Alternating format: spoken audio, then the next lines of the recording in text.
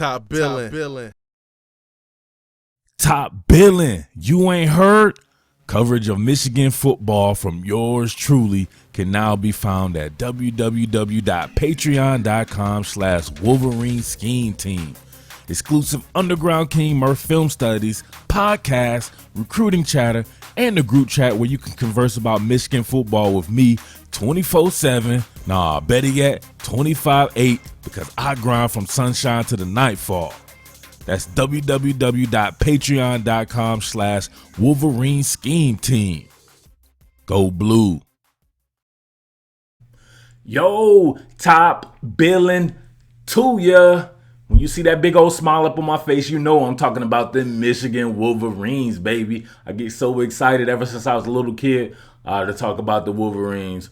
Way back, man, when I thought I was Tim Biakabatuka, Monty Toomer, Charles Woodson, all these guys, man. So I was just a Big Ten fan in general. I love everything about the Big Ten, whether it be Penn State, Wisconsin, all those teams like that, man. I'm from Atlanta, Georgia, but it was something that caught my attention when I was a little kid, just as a bit of a getaway. Because when you're your only child like that, man, all kinds of stuff can catch your attention, and you can be anything you want. So let that be a lesson to you out there, kids. Be anything you want to be in life, all right? So there's my knowledge of the day for the kids.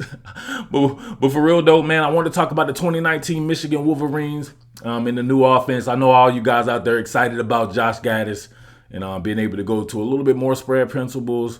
You were tripping and if you didn't think that Michigan was doing some spread stuff already, and it's something that I've documented, and I will continue to do that.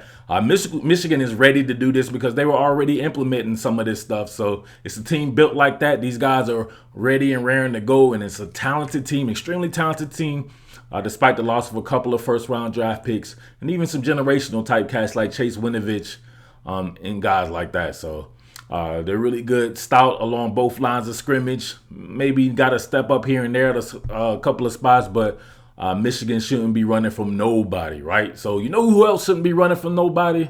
But they will be because of that deep ball handling skills. That reminds me of Pistol Pete Maravich. That is one Shea Patterson. I call him Pistol Pat. Shea Patterson, a.k.a. Pistol Pat. And you can see it right here too, baby. Got to come get you a Pistol Pat shirt at patreon.com/Wolverine Scheme Team, baby. We having fun with it over there, so get you one of them shirts. But for real, man, I love this kid's ball handling, the ability to use sleight of hands, and just the nuances of it. You can tell he's a kid that really is a gym rat, and he practices just the finer stuff in football. A lot of the stuff that people don't want to practice, but he gets an edge on you just by being extremely talented, which he is, coming out of high school, remember IMG and everything like that. But even beyond that, he's working on the little things. So ball handling is one thing that I want to focus on. You don't see too many people doing the video about ball handling, but man, this is Top Billin, baby. We talk about everything here. So I want to get into a film study on that, and I think it could be a good basis for the offense, a good kind of a switch up right there, because they can do a lot of different things off that. So we're gonna do our own RPO build right here and really show you what they can do. But like always, man, thank you for watching. Real men watch to the end. # real football heads. Obviously, this is not a highlight channel. It's a film study. Stuff will be paused and rewound ad nauseum. If you don't like it, slap yourself, fool. All right, Top Billin. A lot of people don't pay attention to the tedious stuff that has to do with football. But me, I like getting into the nuances of it and really honing in on that, you know? So if you don't like that bad boy, I don't know what to tell you. But we do at the Wolverine Scheme Team over here. So Shea Patterson's ball handling, I think, is very unique. Let's check this bad boy out right here. Michigan did a lot of stuff last year. If you check it out right here, this isn't your average Michigan formation right here, or alignment or whatever like that, because this is pretty much a spread. You see your receiver all the way up to the numbers and everything. So what they do is they give you a whole bunch of different things to look at. So they've already doing some of the stuff that they're going to be doing this year under a new offensive coordinator, Josh Gaddis, and it's just going to be that much better. But check it out right here. Think about him with his ball handling.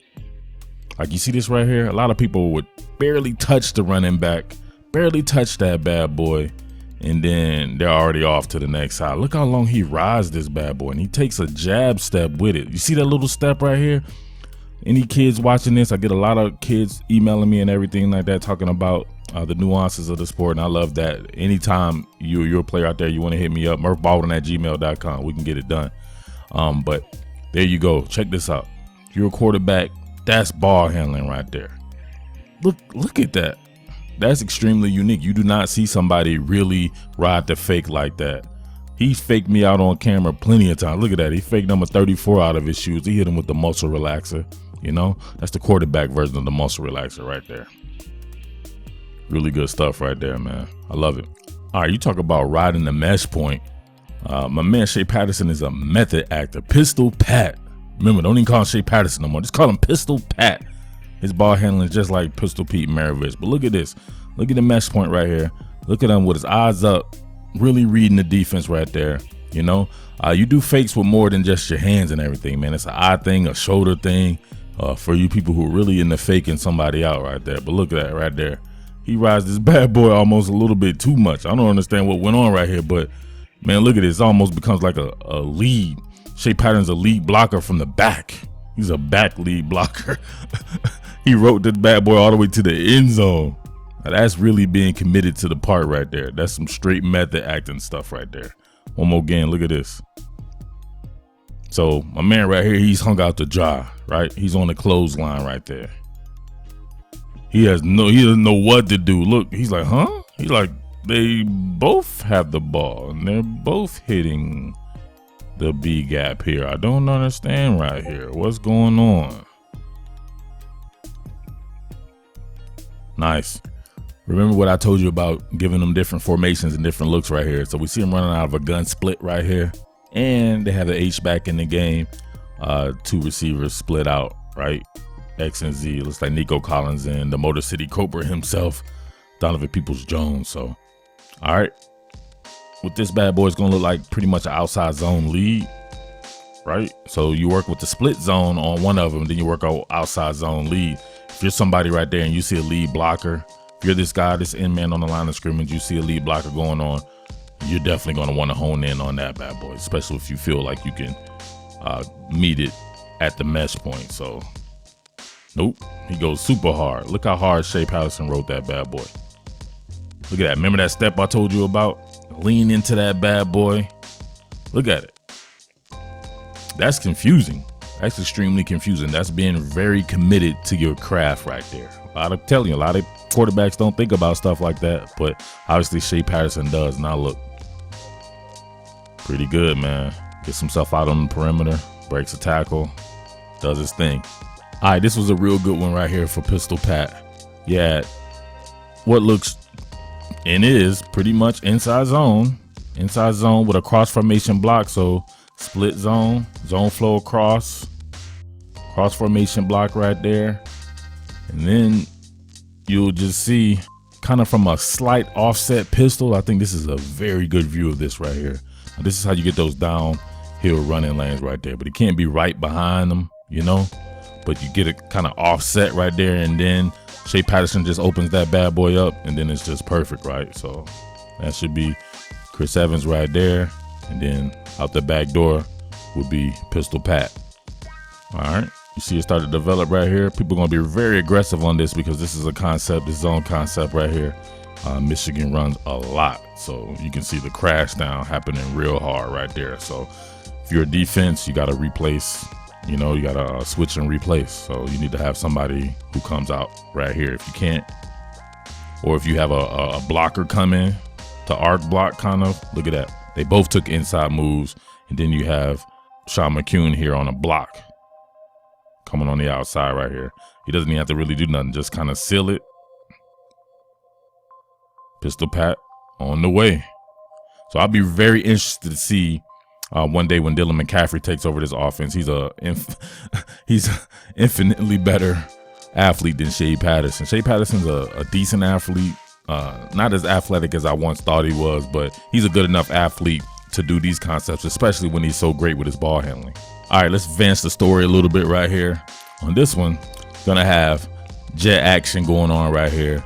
So Patterson will bluff the jet action, and then you'll have True Wilson coming right here on a dive. But the next build for this right here, on this particular one, it'll be kind of an RPO build, would be for Shea Patterson. If he keeps the ball, come out here, and then pass that bad boy to the jet sweep guy. All right, we can check this right here. You see the jet motion right there? Now look at the ball handling right here. This is right there. Fake the pitch. So fake the jet pitch. Really lean into that bad boy. Going to the second part of it right here. I think he kind of misread this. Reading the end man on the line of scrimmage right there. This actually opens up very well for True Wilson to split the tackle right here. Trying to run off tackle. But he keeps that bad boy, tries to get to the outside. Now, right now, that'll be a great time to just throw that bad boy. I forget who does this particular RPO. Maybe Michigan has even done it before, but this is a pretty common run pass option right here. Shoot that bad boy out there with a pass. My man already has a lead blocker in the Motor City Cobra waiting for him right there. So I believe that actually may have been the build of this particular one. Shea just didn't get to it. Matter of fact, I'm almost confident it is. Now, if you see DPJ blocking right here. All right. I love option football when you can marry that bad boy with a spread. You already know what this is. This is pretty much the Alabama special. Alabama ran this ad nauseum last year because people were scared to actually play up on them. But once people started playing up on Alabama, just like I said, it was tough for them to really switch their pitch. So, all right, you see right there. The backwards peel right there on a potential screen pass. But then you're just going to have Shea Patterson right here, Pistol Pat, reading the underneath slant right here. So if they were to drop down on that bad boy, he would go over the top. You pretty much get it. Everybody's seen this bad boy. Same thing right there. He still has to sell that bad boy. Look at him lean into it. It's almost like a self-play action fake right there. Man, he wrote that bad boy really good right there. So that does cause people to shoot up. So there you go. You see it right there. The overhang defender shoots to the potential bubble screen. Then Donovan Peoples-Jones replaces hot right there. Right to the void. Get that bad boy and get your playmaker out in space right here. So Michigan was doing a lot of things, man. I can't wait to see them build upon what they were doing before with Josh Gaddis's scheme. It's going to look a lot like, I would say, like Penn State. So we'll be getting on a lot of this Penn State stuff at patreon.com/Wolverine Scheme Team. Really honing in on Shea Patterson's skill as well to really see exactly where this Michigan offense can go. So sky's the limit there. A lot of talent there. Definitely starting along the line of scrimmage, out wide in the backfield. We got to see how those things shake out, but it won't be from a lack of talent there. So Michigan is poised, I believe, to do big things this year. So we'll see how it shakes out. But, man, we'll be covering it really good at patreon.com/Wolverine Scheme Team. So come join your boy and let's talk Michigan football, all right? Get up in that group chat and talk with your boy Michigan all day long, all right? As always, thank you for watching. It's your boy, the Underground King, Murf, and I am out. Peace. What more can I say? Top Billin.